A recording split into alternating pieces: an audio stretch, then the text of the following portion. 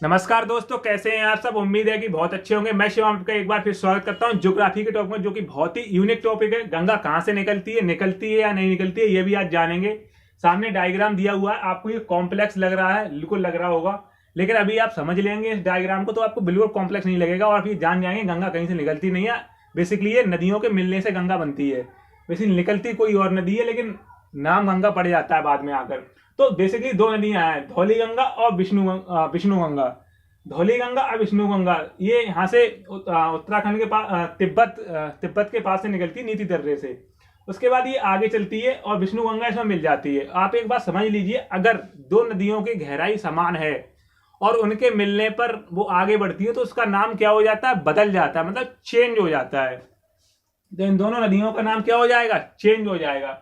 अगर अगर अगर अगर अगर अगर कोई नदी चलती है, उसमें कोई दूसरी नदी आके मिलती है और उसकी गहराई कम है, तो जो पहले से नदी आ रही है उसी के नाम पर वो आगे चलेगी। अगर दोनों की गहराई बराबर है तो नाम दूसरा बदल के रखा जाएगा, कोई नया नाम, तीसरा नाम।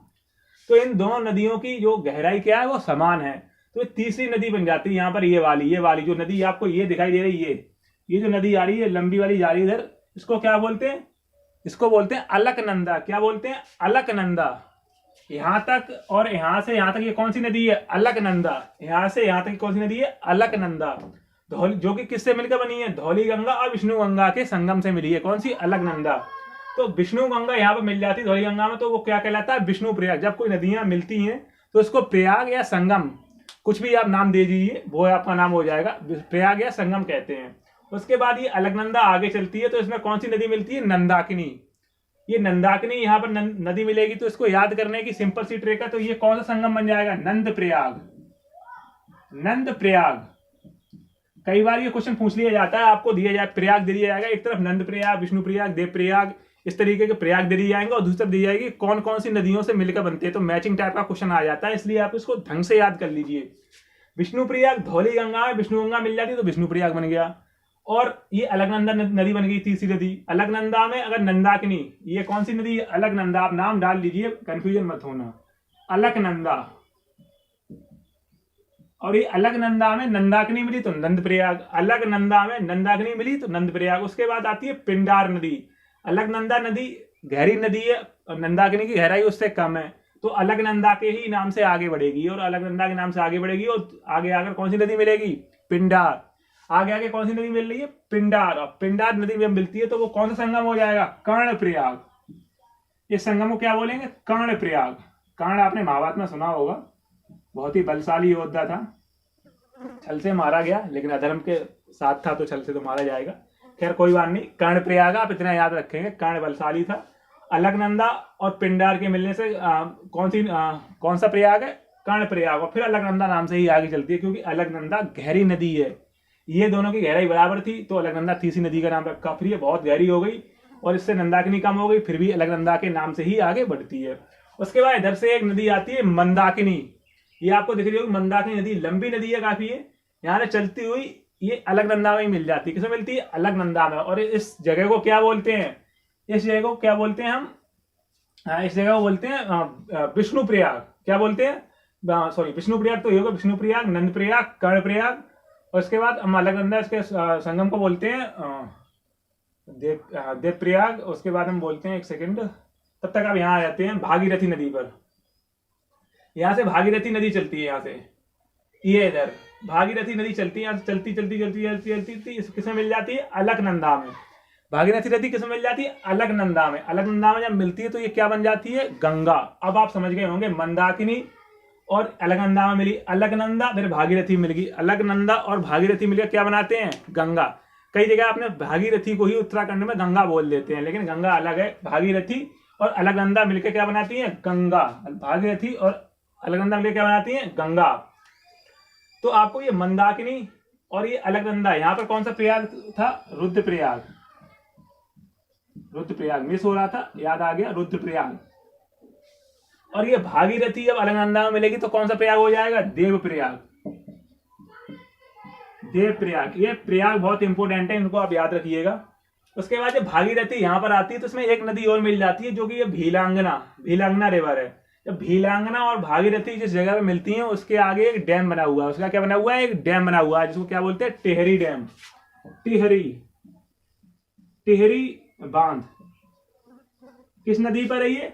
अलकनंदा भागीरथी और भीलांगना के संगम पर कौन सा बांध बना हुआ है? टिहरी बांध। भारत का सबसे ऊंचा बांध, अगर आपको कोई कैटेगरी नहीं दी है, भारत का सबसे ऊंचा बांध पूछा जाए तो क्या मारेंगे आप? टिक, टिहरी बांध। लेकिन बांधों में कैटेगरी होती है, कुछ बांध ग्रेविटी बांध होते हैं, कुछ अर्थ फिलर बांध होते हैं, कुछ आर्क बांध होते हैं। तो इस बात को अभी आपको समझा देंगे। उम्मीद है कि ये आपको समझ में आ गया होगा कि विष्णु गंगा धौली गंगा मिली तो विष्णु प्रयाग, नंदाकिनी अलकनंदा मिली नंद प्रयाग, पिंडार अलकनंदा मिली तो कर्ण प्रयाग, और मंदाकिनी अलकनंदा मिली तो रुद्र प्रयाग। उसके बाद अलकनंदा में भागीरथी मिली, तब जाके ये कौन सी नदी बन गई? गंगा। तो कौन सी नदी बन गई? अब आपको समझ में आ गया होगा, गंगा कहीं से निकलती नहीं है भाई साहब, ये नदियों के मिलने से बनती है। ये बात आपको अच्छे समझ में आ गई है। तो इसको बांध के बारे में आपको बता देते हैं, इसको यहां से हटा देते हैं। ये समझ में आ गया टिहरी बांध कहां बना हुआ है? भीलंगना भागीरथी नदी पर के संगम पर। इसको यहां हटा देते हैं। अब दो प्रकार के बांध होते हैं। एक तो अगर आपसे पूछा जाए भारत का सबसे ऊंचा, भारत का सबसे ऊंचा, केवल यही शब्द लिखा हो तो आप कौन सा मारेंगे? टिहरी बांध। टिहरी, टिहरी बांध। तो आप कौन सा मारेंगे? टिहरी बांध। भारत का सबसे ऊंचा बांध पूछा जाए तो कौन सा बांध मारेंगे आप? टिहरी बांध। टिहरी बांध उत्तराखंड। टिहरी बांध कहां? उत्तराखंड। उसके बाद अगर भारत का सबसे ऊंचा ग्रेविटी डैम, ग्रेविटी बांध, भारत का सबसे ऊंचा ग्रेविटी बांध, तो आप कौन सा मारेंगे? भाखड़ा नागल बोलते हैं, लेकिन भाखड़ा और नागल अलग अलग है, ये बात आपको ध्यान रखनी है। क्यों? क्योंकि जब बड़े बड़े डैम बनाए जाते हैं तो उनके पीछे सपोर्ट के पीछे एक बनाया जाता है। तो बड़ा सा डैम कौन सा है? भाखड़ा डैम। इसके पीछे एक डैम बनाया गया नागल है। तो हम मिला के पढ़ देते हैं भाखड़ा नागल। ये किस पर बना है? सतलज नदी पर। सतलज पर बना हुआ है, पंजाब में।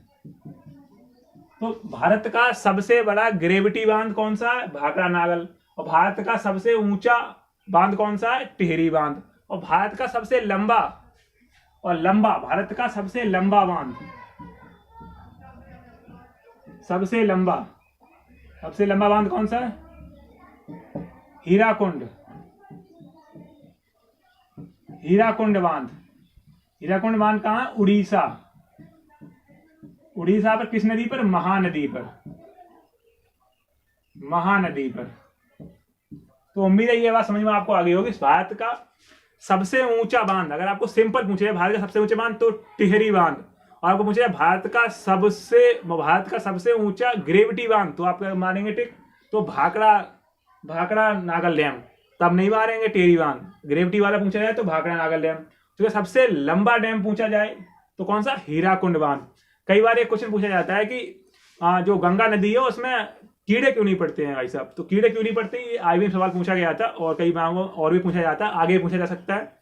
तो किसके कारण नहीं पड़ता? बैक्टीरियोफेज नाम का एक बैक्टीरिया होता है, जो कि जो हानिकारक जो बैक्टीरिया होते हैं वगैरह, उनको जो है क्या किया जाता है? उनको खा लेता है, इसलिए उसका पानी में कीड़े नहीं पड़ते।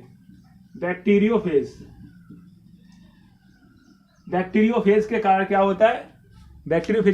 होता है? कि हमारे गंगा नदी में कीड़े नहीं पड़ते। ये क्वेश्चन बहुत ही बेसिक है, और आपको कहीं पूछेंगे तो आपको इतनी आसानी से प्रश्न का उत्तर नहीं मिलेगा, लेकिन ये कई एग्जाम में पूछा जाता है। बेसिक है, इसको आप याद रखेंगे। तो उम्मीद है डायग्राम आपको समझ में आ गया होगा।